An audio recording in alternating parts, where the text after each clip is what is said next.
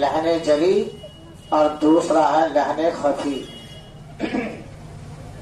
لہن جلی بڑی غلطی، جیسے مثال کے طور پر ایک حرف کو دوسرے حرف سے بدل کر پڑھ دینا۔ مثال کے طور پر انت ہے، نون ساکن کے بعد عین ہے، پڑھنے والوں نے انت پڑھ دیا، عین کو حمزہ بنا دیا، تو اس کا نام ہے لہن جلی۔ گویا کہ ایک حرف کو دوسرے حرف سے بدل دیا، لہن جلی بڑی غلطی ہو گئی۔ اسی طریقے سے جیسے الحمدللہ، ہا ہے، ہا، اس ہا کی جگہ پر کسی نے ہا پڑھ دیا الحمد، تو یہ بڑی غلطی ہو گئی، اسی کو عربی میں کہتے ہیں لہن جلی۔ جیسے قاف ہے، قل اعوذ، کسی نے پڑھ دیا قل اعوذ، قل، تو قاف کو کاف سے بدل دیا، تو یہ لہن جلی ہے۔ گویا کہ ایک حرف کو دوسرے حرف سے بدل کر پڑھنا یہ بڑی غلطی کہلاتی ہے، اور اس غلطی سے بچنا ہر شخص کی ذمہ داری ہے۔ دوسری غلطی ہے لہن خفی۔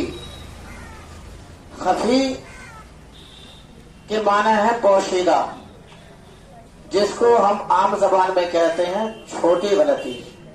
اس غلطی کو عام آدمی نہیں سمجھ سکتے، وہی سمجھ سکتے ہیں جو اس فن کا ماہر ہوگا یا جو اس علم کو سیکھا ہوگا۔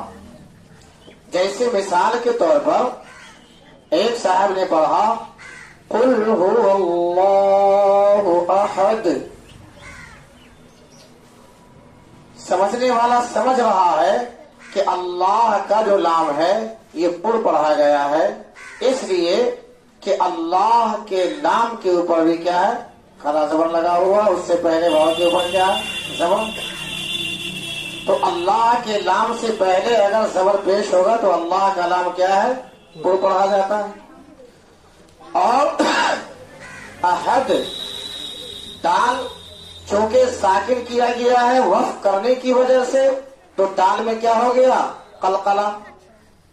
تو یہ غلطی اگر اسی کو کوئی آدمی پڑھتا ہے قل هو اللہ احد، تو پڑھا تو لیکن لام کو پر نہیں کیا، دال میں قلقلہ بھی نہیں کیا، تو گویا کہ جیسے غنہ کرنا ہے، مثال کے طور پر جیسے الم ترا، الم ترا، یہاں کیا ہے، اظہار شفوی کا قاعدہ ہے، اس لیے کہ میم ساکن کے بعد کاف آ رہا ہے، تو میم کو ظاہر کر کے پڑھا جائے گا، لیکن کسی نے پڑھ دیا الم ترا، تو گویا کہ اس نے قاعدہ کے خلاف کام کیا، تو اس کا نام ہے لہن خفی۔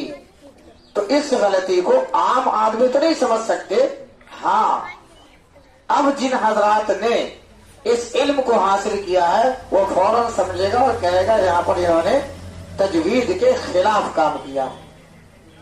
تو نورانی قاعدہ پڑھنے کا مقصد بھی یہی ہے کہ قرآن کو لہن جلی اور لہن خفی اور ہر قسم کی غلطیوں سے پاک کر کے اس کو پڑھا جائے۔ تو لہذا ابھی آپ نے ابتدائی طور پر آپ نے بچوں کو سنا ہے، اور ممتحن حضرات نے جس انداز سے سوال کیا ہے وہ آپ حضرات نے سنا ہے۔ امید ہے کہ اللہ تبارک و تعالی ان تمام طلباء اور طالبات کو آگے تک کی کامیابی نصیب فرمائے، اور ہم سب کو قرآن پاک کو صحیح طور پر پڑھنے کی توفیق عطا فرمائے۔ تو